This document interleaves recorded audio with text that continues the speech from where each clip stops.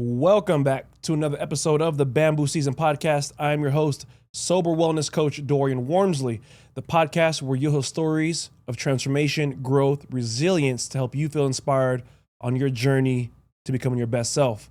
My guest today is a board-certified internal medicine physician here in Las Vegas, the founder of Elite Medical Associates, and a leader in longevity medicine. That's right, he's here to help you live a better, longer life. I bring you Dr. Manoj Sharma. Thank you, Dorian. Yeah, don't you get shy now. Yeah. I said your name correct, right? You got real close.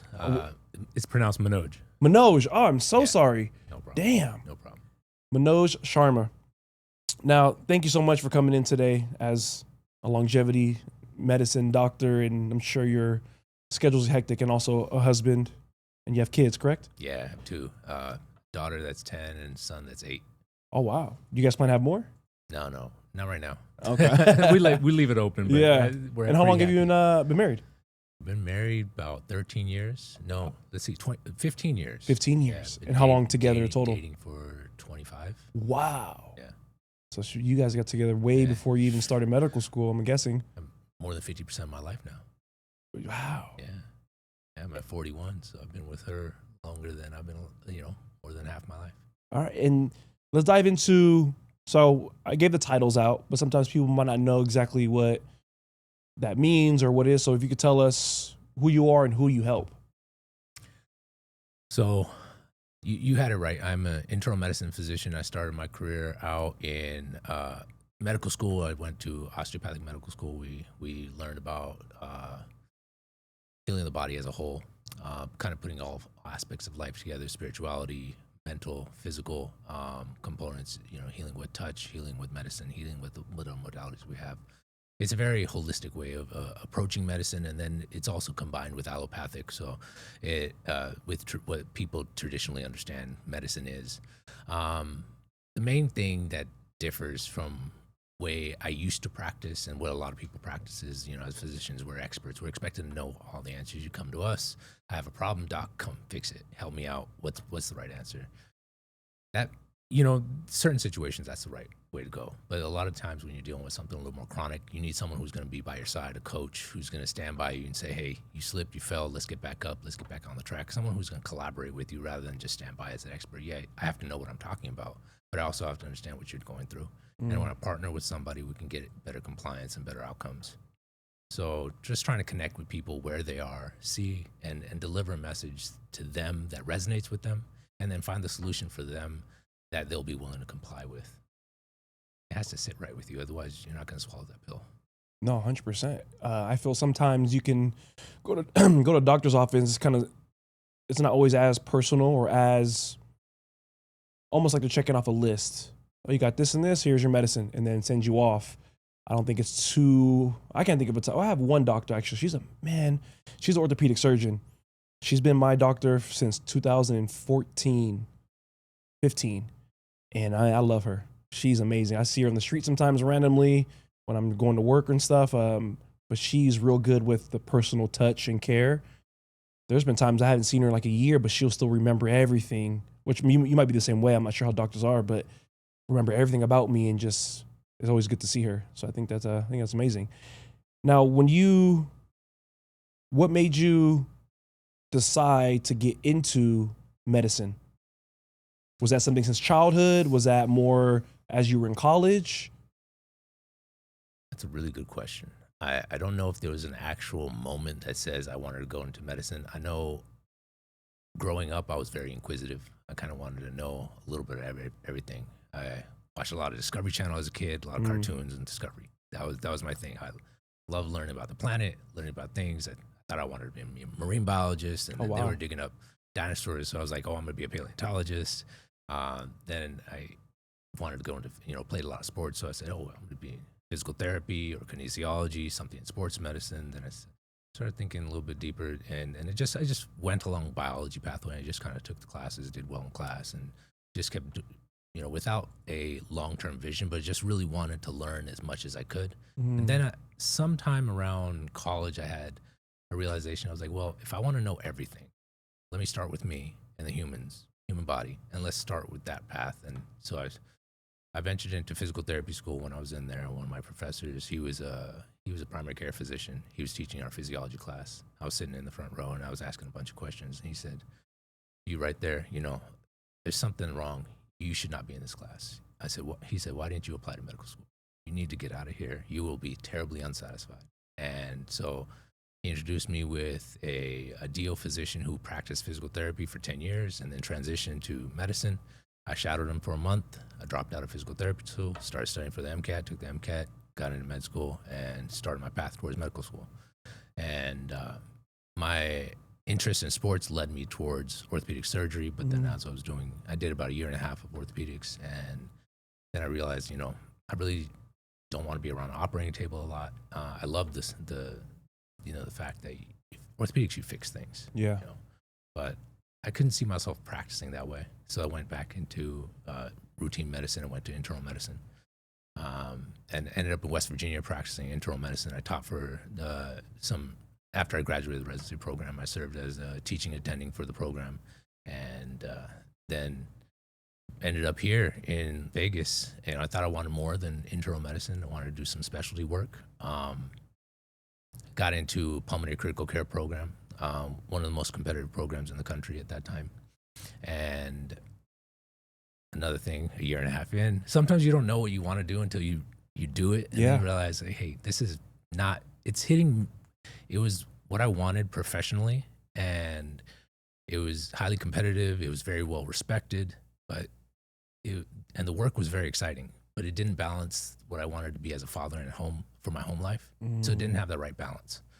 So once again, I left that fellowship training and went back to internal medicine and I've been working in a hospital, internal medicine, since 2014.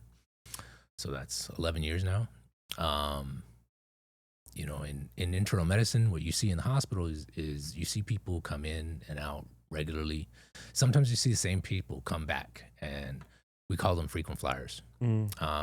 Same problem, same issues. You kind of patch them up, hand them off to the primary care doctor, or hand them off to the world, and then they come back.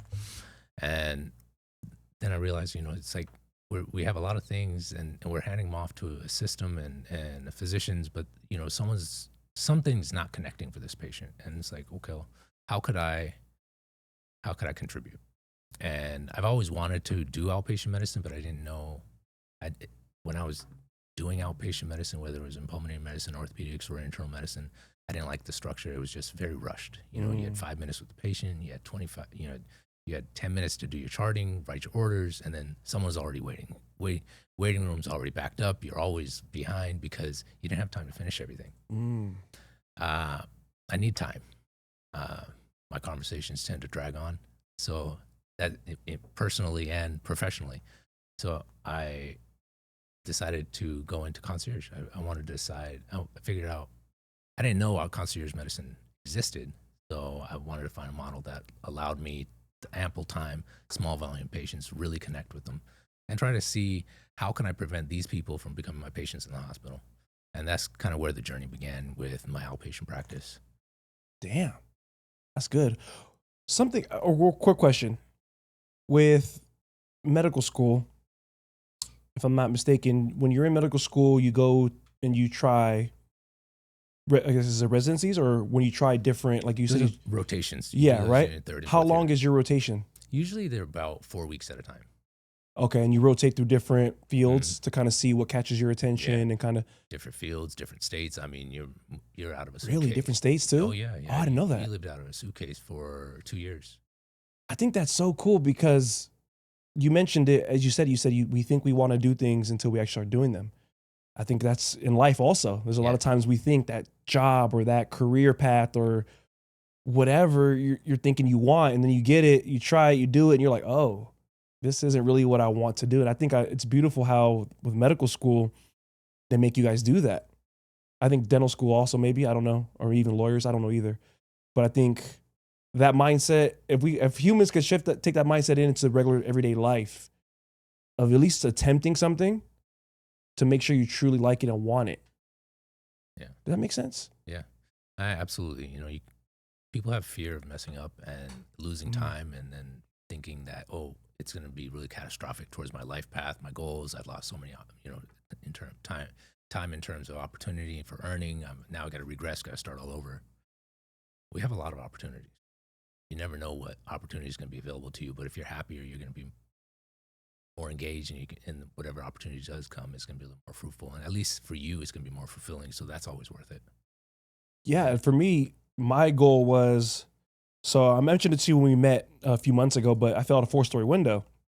And during my rehab process, I was in physical therapy. So I'm there with my cane, I don't know, cane, walker, back brace, couldn't really walk. I'm watching everybody during physical therapy. And I'm just sitting thinking like, wow, I'm really alive after falling from a 4-story window.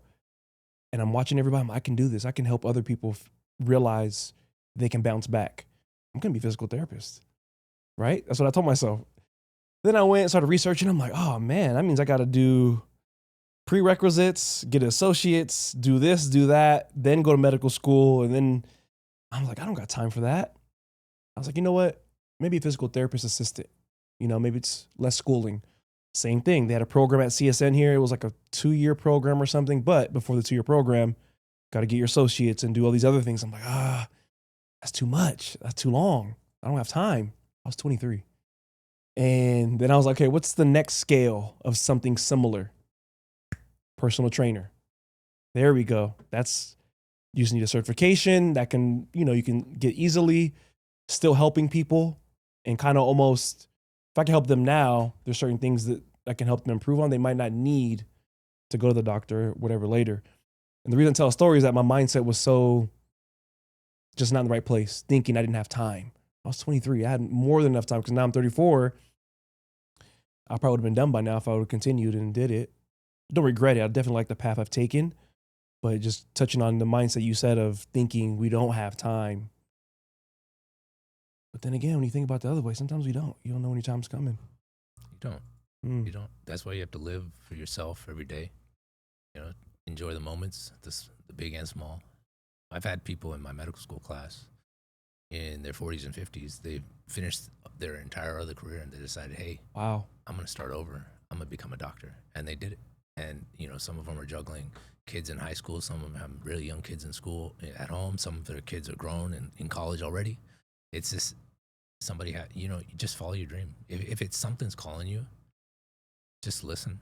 And if it's something that you're willing to go for, do it for yourself if you think it's going to get you where you want to be. Do you ever feel, or is the thought ever come to mind of, do you ever think to yourself, is there going to be a moment where I no longer enjoy doing this or I want to pivot?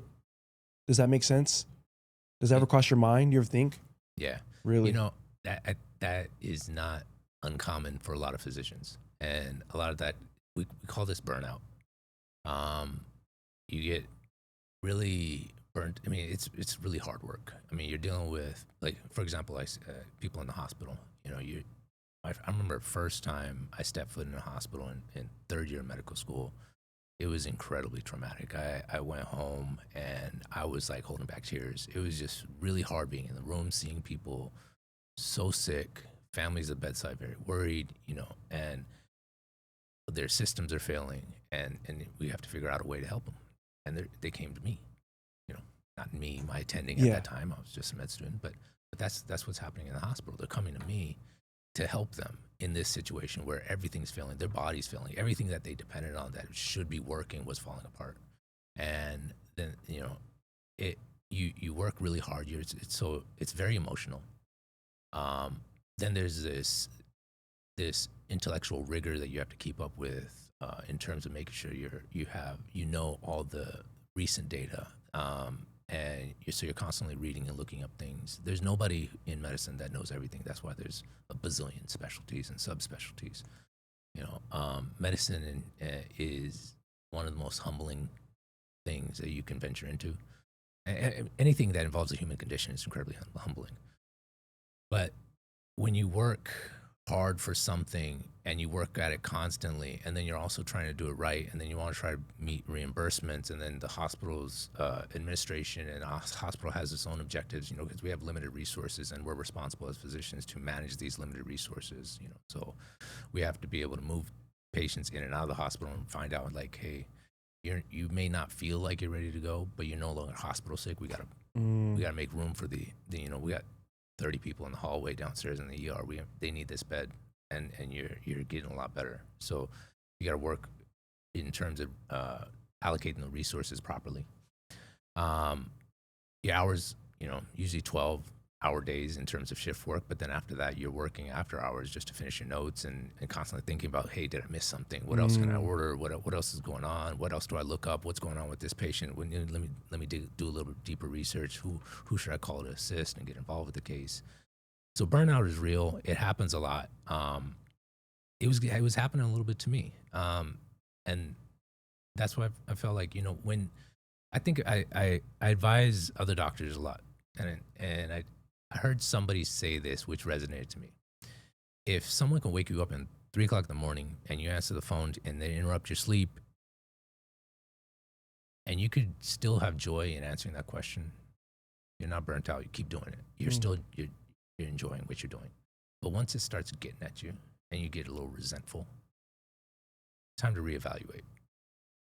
It's something you would do on your free time. If you do it on your free time, then do it.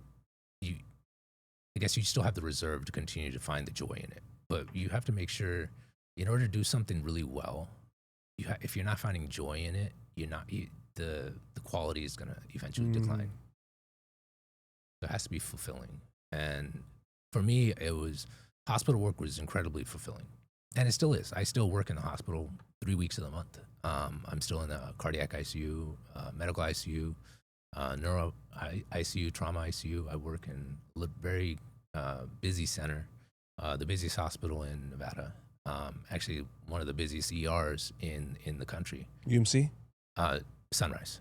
Oh, that's what it took me when I fell. Yeah. So it's a lot of demand for the people that are working there. And the transition occurred for me because I wanted a little bit more connection. I feel like I was connecting with the patients I had, but I had like 5 or 10 minutes with them. I wanted to get a little deeper, get to know them a little bit better. And this outpatient practice really has re-energized me. Was anybody in your family a medical doctor or anything like that, or are you the first? So my grandfather was in the Indian military. Really? And he was in the border patrol during the partition, and there was a lot of turmoil in Punjab. We're Punjabi, and so that was. Are you from India? No, I was born here. Okay. My parents immigrated here in the 70s and 80s. Okay. And me and all my siblings were first generation born. Gotcha. Here.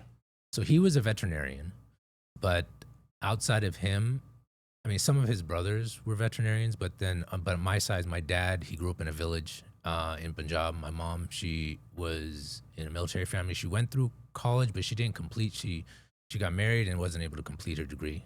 But she always wanted to become a doctor. She was really she was very interested in biology. So she kind of gave me a little bit in my interest in biology whenever, we were studying that stuff.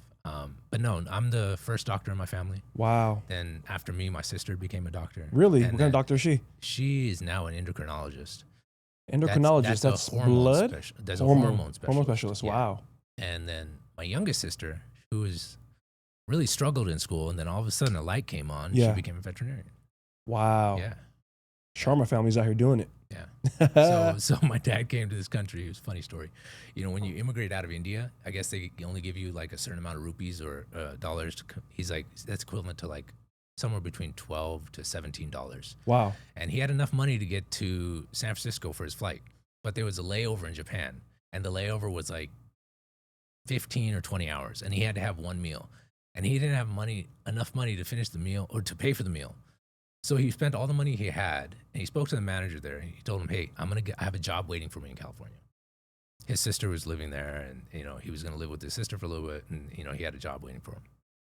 So he said his first check came, and he paid the guy in Japan, really, to pay off his debt for that layover. So he literally came to the country when he landed because his flight was it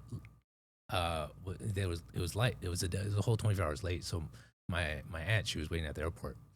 He never showed up. She waited for a few hours, went back home. Well, when he arrived the next day, he didn't have money to make a payphone call. So somehow he found somebody to lend him a nickel or a quarter. I don't know how much payphones cost back then. I know it was a quarter when I was in high school. Yeah. And then, so he came with absolutely nothing in his pocket, and we kind of just climbed up. You know, my dad worked really hard. I remember as a kid, I didn't see my dad a lot. He had 3 jobs. He would come between jobs, take like an hour nap, eat lunch, go back to work. He worked in a lumber yard. He started working up there and learned how to do trusses. He worked in a cannery because we were in Northern California. There was big agriculture, so he worked in a cannery there. And then he also worked as a dishwasher at a Lions restaurant. It was across from the community college. And then he also was, he ended up taking some economics classes over at the community college between his jobs, and then decided, hey, I want to keep climbing, and ended up taking a leap and took a loan and said, hey, I learned a lot about construction. He became like the manager of his job site, and then he's like, hey, I want to do it myself. And he started his own company, and he started building houses. So back in the middle of 86 or 89, he built 6 houses. Wow. And he remembers telling me the story. I remember him telling me the story. He was so happy when some family from San Francisco came down to Stockton, California, and they were like, wow, these houses are beautiful. How much are they? I think they were like $100,000 at that time for about 2,000 square feet. And they was like, wow, this is so cheap compared to San Francisco. He's like, I'm gonna buy this house, and I'm gonna tell my uncle and my whole family, and they're all gonna come. He said in like 2 months, he sold 4 of those houses. 4 of the 6. Yeah. Wow. Yeah. So he was so ecstatic. He was like, wow, this is gonna work. So, and that's kind of where our family went. And my dad always told me, he's like, you have 2 choices. You have to work hard. If you don't work hard, you're not gonna achieve your goals. But work hard for your education, because I'll work hard for you to take care of everything else. So make sure you do school, and that's your job. And so he supported us through our education, through college. We had to take loans in college, of course. The business, has up and downs. We were on reduced lunch. Yeah. The only reason I had money to apply to college because we had an income issue, and we got 4 free public school applications for college. Wow. So I was able to apply to 4 public schools, and I got into 2 of them. And that's where my college path started. Otherwise, probably wouldn't have ended up in college. Did your dad meet your mom here or back in India? No, they had an arranged marriage back in Punjab. Oh, gotcha. Yeah. So that's why my mom didn't finish college, is because the arranged marriage, and then she moved to the U.S. With my dad. Do you think those years of your father, even though he was working, he wasn't around as much, now that you're an adult and a father and a husband, have you ever noticed or anything that him not being around as much in your life now? Like, have you noticed anything like personality-wise or how that affected you? I want to step back a little bit. It's not that he wasn't around. He always came home. Yeah, no, I get night, that. No, but night. he just was working. He was just busy. Yeah. I do remember he taught me how to throw football. He's like, hey, this is how Joe Montana holds the ball. I became a Niner fan because he was a Niner fan. Yeah. He used to, my older cousin played soccer. He was able to coach his soccer team. My dad played soccer in college. And oh, wow. So he did a lot. Yeah. I remember he used to take me and my brother to the park. He was like, hey, this is how you do pull-ups. Let's do some push-ups. I mean, we would do things. It's just the day-to-day wasn't like there was always opportunities. Yeah. There were the moments, and he found them. Yeah. But I try to give my kids a lot more time than my dad, because for a period of time I was working 21 hours a day. That was especially through COVID. I would say from 2018 to 2022, I probably worked from 4 a.m. to 11 a.m. regularly. And I was missing being with my kids. I was seeing them go from really tiny babies to bigger babies, and learning to talk and walk, and missing a lot of it. and I and I really want to be a part of it. So that's kind of been the transition as well into, an outpatient practice, something that, I got to make sure that I'm there when they're home from school, try to participate in their after school activities. I volunteered to coach their soccer teams. I coached for a couple seasons with them. So I'm really trying to make it a point to be a little bit more involved than my dad was able to, because work can't dominate everything. There has to be a balance, because having just your mom's influence on you growing up, you miss out on something. Yeah. No, definitely. Unfortunately, my dad wasn't in my life, but I've heard and known people similar stories to where their parents are just grinding. You know what I mean? Even though my mom was in my life, it was similar to where she was always working, figuring how we're gonna stay. So emotionally, wasn't as present. Yeah. And then I learned as I became an adult now where that affects me in certain things with relationships, how I carry my emotions, things like that. That's the reason I asked. Now you're in longevity medicine. What does that mean to you or to the audience listening? Like, how do people achieve longevity? You have to want it. It's very hard to work on something that doesn't mean something to you. If longevity is a term that can be thrown around, but it doesn't have value unless it means something to you. So if longevity means, in medicine, we've already been successful in achieving longevity. People are living well beyond 65 years old, but the way they're living is with chronic diseases and managing them. So now they're becoming more frail. So the way I try to describe longevity and help people understand the way I vision it is extending those years, but making sure they're high quality years. You're still vibrant, you're still productive. It doesn't have to be productive in an actual working, but you're productive in your community. You can give back, you can connect spiritually, you're mentally sharp, you can enjoy your life. You still have that vitality that allows your body to work, your mind to work, so you can still participate in things that give you joy. So that's longevity, whether it means living to 120 or just a few years past 75. If those last few years you have are high quality years and you're able to maintain your independence, I think that has a lot of value. So that's longevity. It's more health span extension, because right now, I think the statistic was 90% of people, I think it's like 93% of people are living past 65, managing one or two chronic diseases. So Wow. those people don't have health span. Health span is living past 65 without chronic disease. And that doesn't start at 65. It starts at 20. It starts in your teens. It starts really early. That's where public health has to come in school and education and foundational knowledge. Didn't mean to cut you off, but I agree that where we're at in the future is determined on our actions now at 20 years old, 30, 40, 50. And I almost feel like a lot of people know this. It's not anything that's hidden, but for some reason they're not grabbing that concept, right? Like I don't know how else to get people to get it. I think you're right. The aspect that I would add to that is they know it, but they don't understand how much weight it carries. For example, sleep. Everybody knows. Get good quality sleep, you'll be healthier. Your brain functions better, your mood is better regulated, your metabolism works better. But poor quality sleep can take 10 years off your life.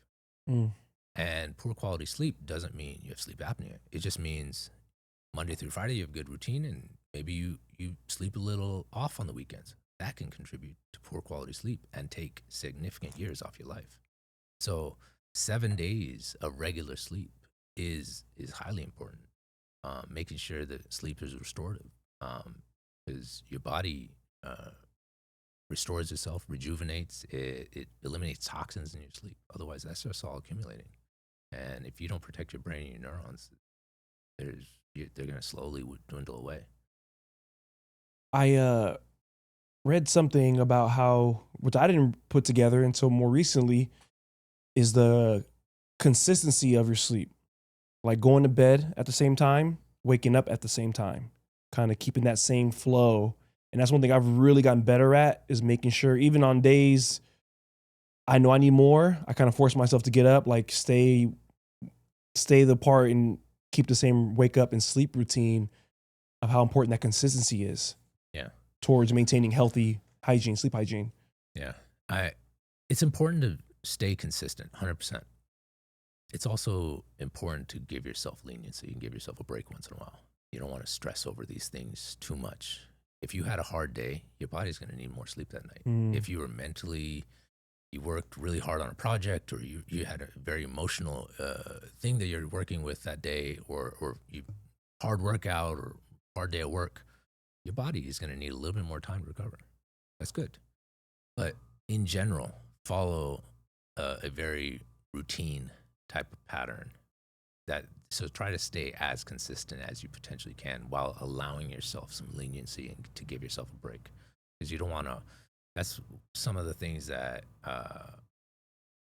with wearables, Oura Rings, watches, and all these things, people get they build up some anxiety watching them and trying to be perfect, and trying to get these good sleep scores. Yeah. It's like, oh, my sleep score was good. Oh, I screwed up last night. Check in on it once in a while.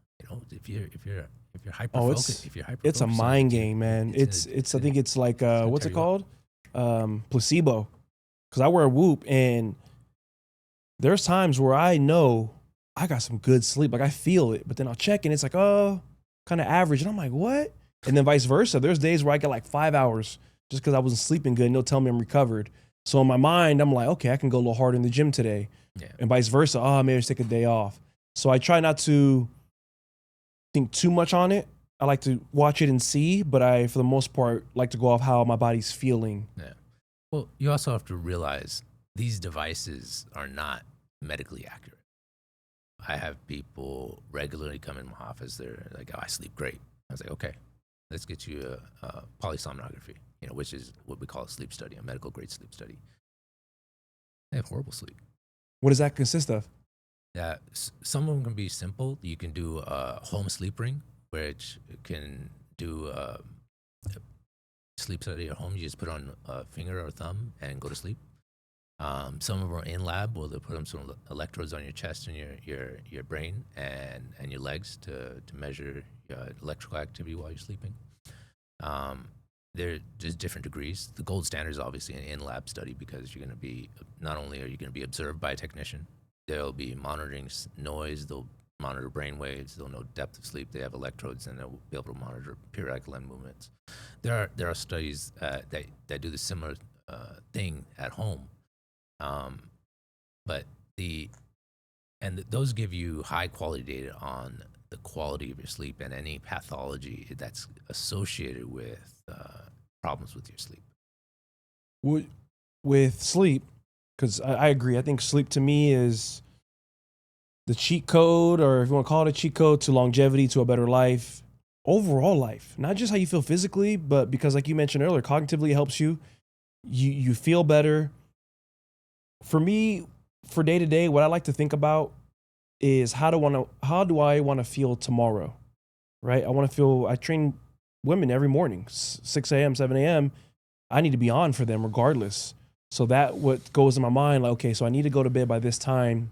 That means I need to start winding down at this time, take my magnesium at this time, because the snowball effect. Because if I get good sleep, my energy level's better. I'm not going to have to rely on caffeine. My mood's going to be more stable. As opposed to the flip side, bad sleep, energy's not going to be the best, mood's not going to be the best. What might I do to help my mood? I might eat something I probably shouldn't. I might drink something I probably shouldn't. And then now that can turn into another habit you don't want. You might blow off steam in a way that is not productive. Exactly. You know what I mean? And then it's just a snowball effect of negativity. Yeah. That's why I think sleep is so, I tell even my clients, I had a woman, she is an ER nurse, and she was so focused on getting her workout in no matter what. She would work a 12-hour overnight shift, 7 p.m. to 7 a.m., and then come straight to the gym. And I had to stop her. I was like, look, I get it, but you are working in ER for 12 hours. Your cortisol level's high. Your stress level's probably high. You're working out right now is not going to benefit you that much. You need to go home and go to bed. And we'll take your workout routine down to 2 days a week. Sure enough, we did it. Results got even better. Her stress level went down. She started to get better sleep. She started to eat better. And I believe sometimes that doing more isn't always the best. Yeah. Just because you're busy doesn't mean you're productive. Right. You know what I mean? You can run in place all day. Yeah. Exercise is a stressor. So if you add stress to stress, that's not going to build muscle. You need, the outcomes from the gym in terms of building muscle don't happen in the gym. They happen in the recovery phase from the gym. So the sleep, nutrition, mental, all of that is your recovery. So you really have to invest in that. Yeah, you're not going to build muscle if you sleep poorly. What would you say are to anybody who hears this, things they can start implementing today or soon to help improve their sleep? Kind of like what you laid out. Have a routine. What I say is, you have an alarm in the morning, have an alarm in the evening that tells you, hey, start preparing myself, start wrapping things up. I need to give myself time for bed. And allocate, say, if you ideally most people need 7 to 9 hours. Some people do a little bit better with more or less, but vast majority, and we don't know who those are unless we absolutely test it. And you need to test with labs and other functional tests. But most people, it's very, very easy, very confident, I could say 7 to 9 hours. So schedule it. So say, hey, I have this window of time. In order for me to have an opportunity for 7 to 9 hours of sleep, this is the time I need to get to bed, and this is the time I need to wake up. So start there. So then plan, it's hard to do anything independently when you're living around people that are all on a different schedule. So make sure you engage other people in the family as well, in the household as well, to do that. Being in a routine puts it on autopilot and makes it a lot easier. So set yourself up for success. Plan for it maybe a week before you start implementing it, so you kind of get things in order and you're prepared to start implementing your plan. Yeah, man, I like what you said about setting up for success and planning, because that's what I had to do over time to get my sleep to where I wanted it. And your body adapts to where by 8:39, my body starts to get a little sleepy and starts cueing me that it's time to get ready. Yeah. To where now I don't have to stress like, oh, I got to go to bed by this time, My body naturally now will get sleepy and then naturally wakes me up even before my alarm goes off, which I love. Right. And yeah, I just really wish people would take more consideration their sleep and make it more important. Everybody wants to do, but nobody wants to recover. Right. I ain't saying rest, recover. Go ahead. I want to add one more thing. Yeah. Make sure that you be patient with yourself. Personally, from my story, from when I was sleeping those really poor years, I mean, it took me 9 months to get my sleep right. Even if I scheduled it, it was really hard. I would wake up very fragmented. It took some time to really get things rolling. Your body has, and give yourself that opportunity. It's okay. Set one goal at a time, get it, then set the next one. I struggled with my weight for a long period of my life. I was working out. I did everything. I just couldn't get the weight down. In my 30s, I couldn't build muscle. And then I was like, okay, well, I've tried protein, I've tried creatine, I've tried different workouts, I've tried trainers, I've tried non-trainers, I've tried boxing, I've tried weightlifting. I've gone through it. The thing I didn't do was focus on my sleep. So then I said, okay, let me start with my sleep. And I just hyper-focused on getting my sleep right. All of a sudden, the weight started just melting away. And the cravings started going down. Energy got better. I got more out of my workouts. Started getting stronger in the gym, lifting more. It was just, I think that's just an understated foundation that needs to be heard and screamed from every mountaintop. Sleep is number one. And sorry. It's hard to say number one. It's hard to say what's number one. I would say it's number one. Movement, sleep, nutrition, they're very, very tied. Yeah. But without these lifestyle metrics that are free are really need to be understood. I like you said that. from a very young age. It should be school-age kids that should be educated on this, and that's where public health has to get involved, where so people really understand the true value of the things that they've been told their whole life, and they're like, yeah, I know I'm supposed to, but how important is it? They're probably asking those questions in their head. That's why they're not implementing it. That's what I'm trying to clarify. I try to clarify with my patients. That's good. Everybody, not everybody, I hate saying everybody, but people in the world like to be a lion, right? Beast. I don't know if people understand that. When I found this out, I was shocked that lions, I think 23 hours of the day, are laying around doing nothing. Yeah. They only hunt for 1 hour. All right. In medical training, we frequently go 24, 30 hours shifts, and there's a lot of pride in that. You gotta struggle. You gotta put in work. Yeah. I'll sleep when I'm dead. I can keep going. And then once you have kids, that changes though, right? Well, you still have that. Some people still have that mentality. I had that mentality. You're like, Yeah. oh yeah, I'm tired, but I'll pull through. I'll tough it out. Was it a conversation your wife had to have with you, or is it more self-realization? I mean, she told me I was getting heavy. Yeah. Shout out to your wife, man. She cares about you. She loves you. She's very honest. Yeah. But a realization I had was I got my blood pressure checked, and it was 190. I'm like, I'm 38 years old. Why is my blood pressure 190? I should be very healthy. I thought. I was like, I'm healthy. Yeah. There's nothing wrong with me. I'm a doctor. I know what I'm doing. But then I was like, okay, well, let me reevaluate. It was all cortisol. Once I started sleeping better, that went away. I have a family history of pre-diabetes, diabetes, and my sugar was getting close to the pre-diabetic range, and sleeping better, that went down. My A1C went down, my cortisol went down, my cholesterol went down, my testosterone went back up, and it hit a lot of metrics. Yeah, sleep's where it's at, man. I preach to my clients. I preach to myself. And I like what you said also about you gave yourself, it took 9 months. That's like an analogy I like to use for anything with people when they try something new or trying to grow or develop, is give yourself the same amount of time it took you to be born. Most people, 9 months, right, is when it takes for a baby to come of age. And then on top of that, it takes about 9 months for most people, most kids, I think.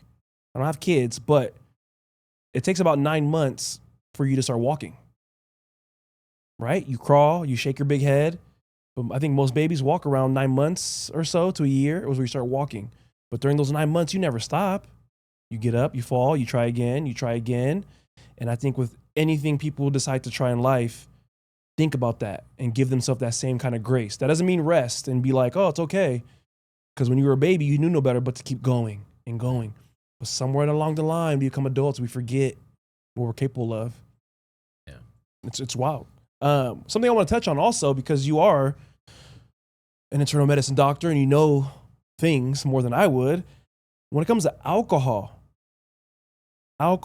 and longevity and health, what, beyond like it damaging the liver, which I think most people know, if you drink too much, you get liver issues. What are some things that also affects in the body? So there is no amount of alcohol that's safe. I know 10 years ago, they used to say a glass of red wine is good for the heart.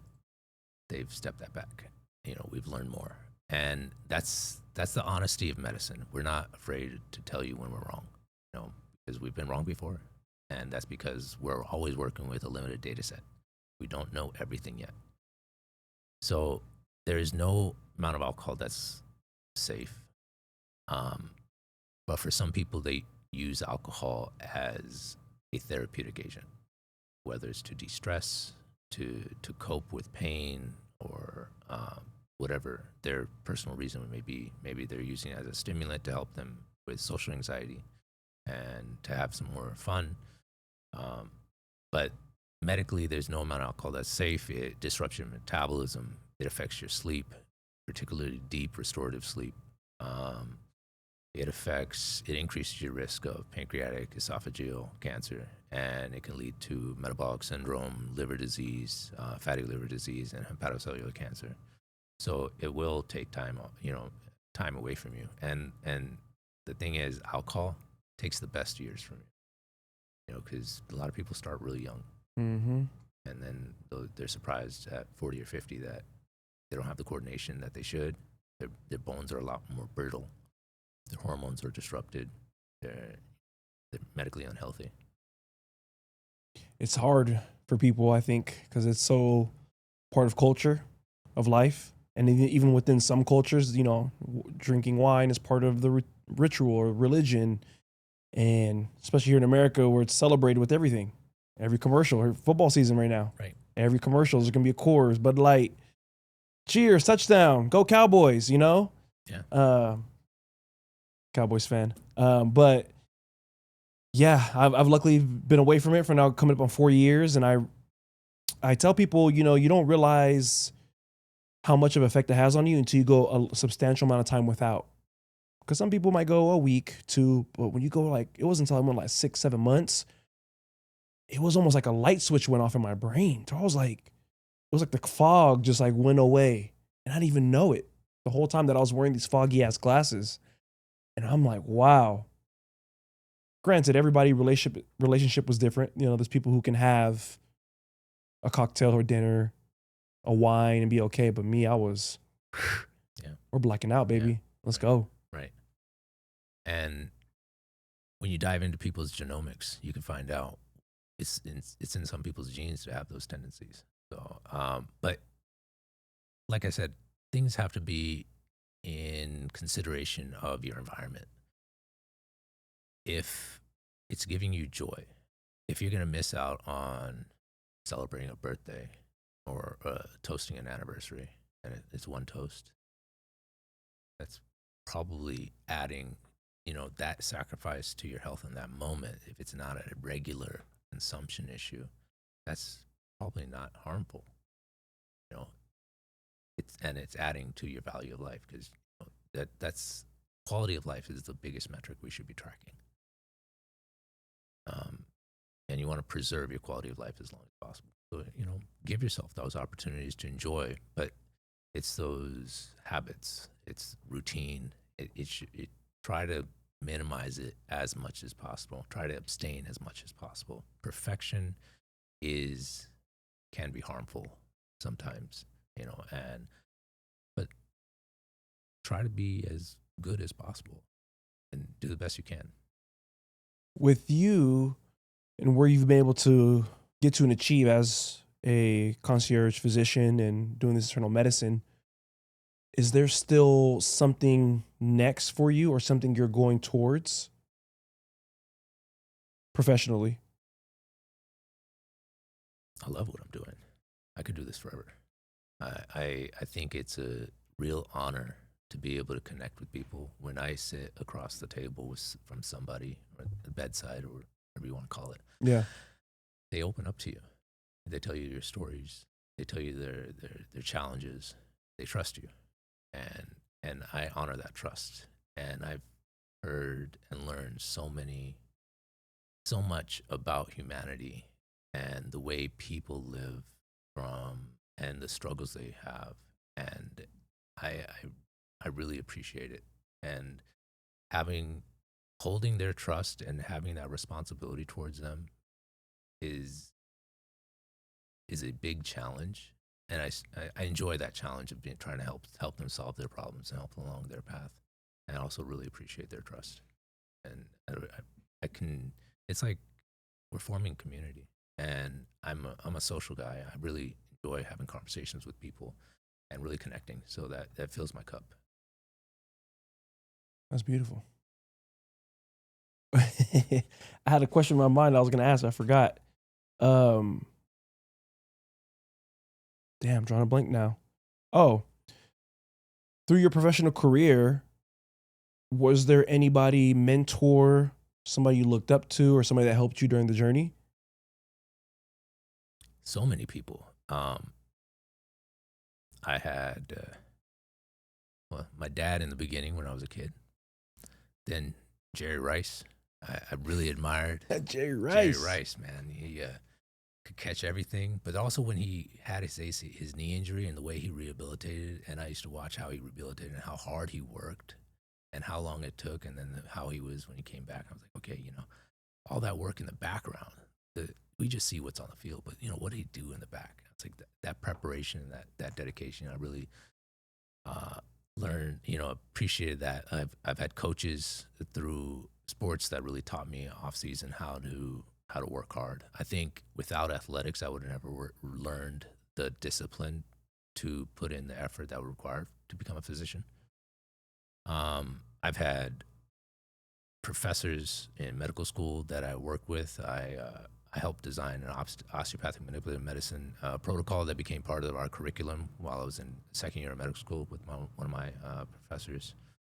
Just having that opportunity to work with them and having him give me his ear and let me, try to convince him that I have this idea that might work. Yeah. And then we tried it out and it was working, and we did a small little pilot study in the class, and then then we moved on, and he's like, you know what, let's add this to our curriculum because it's really effective. This is really helpful. And then, everybody you encounter, whether it's a patient, whether it's an attending, I take qualities from so many people. It's hard to pinpoint one person. But Yeah, I think every season has a different person probably. Like that's how I can think about for myself. Every yeah. season of your life, you're in a different space mentally where something someone says just really connects with you for whatever reason. What legacy do you hope to leave behind as a doctor?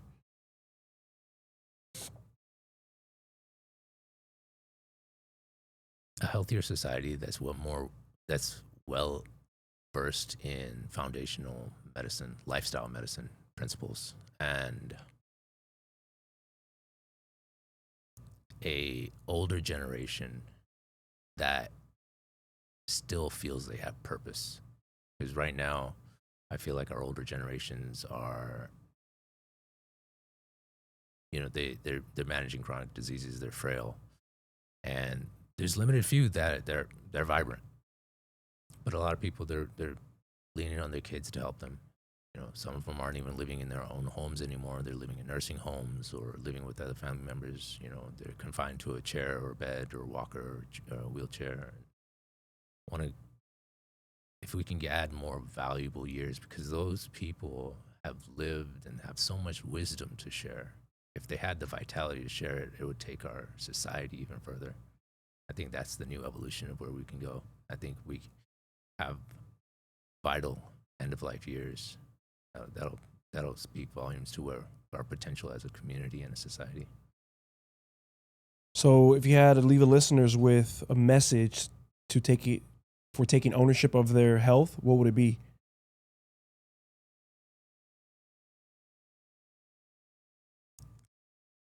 It's hard to answer. I'm message for taking ownership for their health. I mean, it's first realizing it's yours. It's nobody else's. It's something you're going to deal with personally. It may affect others, but it's your struggle and it's your reward. So realizing that it's an investment in yourself, in your joy and your quality of life.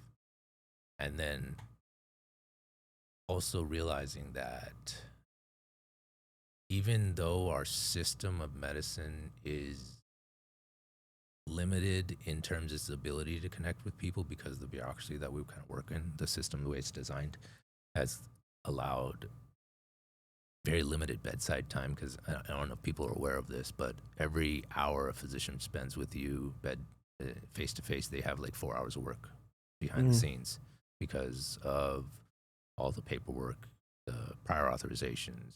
I want to if I write a medication for you because I say this is the best medication for you, first thing I get is a rejection. Then I submit a appeal. Then it's another rejection. Then I submit a request for a peer-to-peer and make an appointment, hit that peer-to-peer, I have to be available at the exact same time that they're available, otherwise I missed that, I'm gone, that's lost. And then finally, then we can potentially get it approved or not. And then even if you do all that, 50% chance of getting it approved. You think the way with doctors getting paid less and less by the reimbursement model, and having to see double the amount of patients that they were seeing 10 years ago. They don't have that time.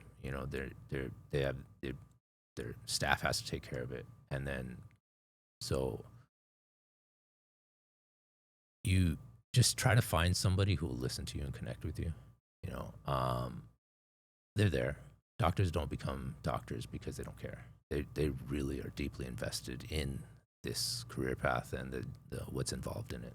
It's really hard to stay a doctor. You have to maintain your licensure. You have to pay a lot of fees. You have to spend countless hours every year just to renew your license. And it's finding a person that you can connect with, because it's a long-term partnership. Because having someone who just helps you with sprained ankles, broken bones, or a cold once in a while is different than someone who's going to help you lead a healthy life and kind of manage, walk you through kind of the stresses that you have, and you can bounce ideas of how your kids are growing up and how that's affecting your life. Eventually that you'll develop that. It just takes time, and stick with it. Find someone that you can listen to, you can speak to, you feel comfortable with, and develop a relationship. But truly just invest in yourself. Try to see what you are doing that is productive and what's counterproductive. Move as much as you can, exercise, sleep, eat wholesome foods, single ingredient foods. Try to stay away from processed stuff. Farm to table as much as possible. What is a quote you live by, and why? Do unto others as you would do unto yourself. I feel that has always spoken to me. I think I read that in kindergarten, and it was above the blackboard in kindergarten, and I didn't know what it meant. And then I figured it out that year, and I said, this makes perfect sense. And I love it. And be the example that you want people to be for you. A leader always shows before they tell. So I try to do that. That's kind of the way I operate in my practice. And that's the way I've always been in the hospital too. Nurses have always asked me, hey doc, when are you going to open your own practice? Because patients love you and we love you and we need a doctor like you. And 7 years later, I opened my practice. But I just, the moments I'm there with the people, I try to connect with them and listen to them. I give them respect. I say, hey, this is somebody's family member. If this was my family member, how would I treat them? How would I want them to be treated? And I just give them that. Well, Dr. Sharma, appreciate you making time today for coming on, sharing your knowledge, your expertise, a little bit of your story. Anything coming up in the month of October? Well, I've added, so another aspect of my practice, it's constantly evolving, is becoming more personalized. What our guidelines show from medicine is more population-based studies, and that's what we can find from randomly controlled trials. And that leads to, it works for most, but doesn't work for all. And then we get into this trial and error type of medicine. I've been diving a lot deeper into genomics and personalized medicine, understanding people's genomes, how their enzymes are working, how they're processing nutrients, what's their potential, and how can we intervene? How can we take that big stack of supplements you have and make sense of, like, do you actually need it? Which ones do you need? Which do you not need? Which would cause side effects? What lifestyle metrics would actually move the needle for you specifically? So I call that personalized medicine. So it's been an evolution towards personalized medicine. So I've launched a genomics workup in all my patients. So all my patients who come in, they'll have a genomic workup done, and everything that we do will be tailored to their specific blueprint. Beautiful. So I'll add your Instagram, your Elite Summers Doc, on the description of this podcast, and then anything else, websites or anything you have, I'll add to this podcast also. Once again, thank you so much for coming on, making time, helping us help people live longer lives. Now I got to leave you guys with the word, the seed of the day. Your future self is built in the choices you make today. Every time you eat, drink, sleep, you're either building the life you want in the future, or you're taking steps backwards. The decision is up to you. Choose better, do better. More than importantly, 2 words: keep growing. We out.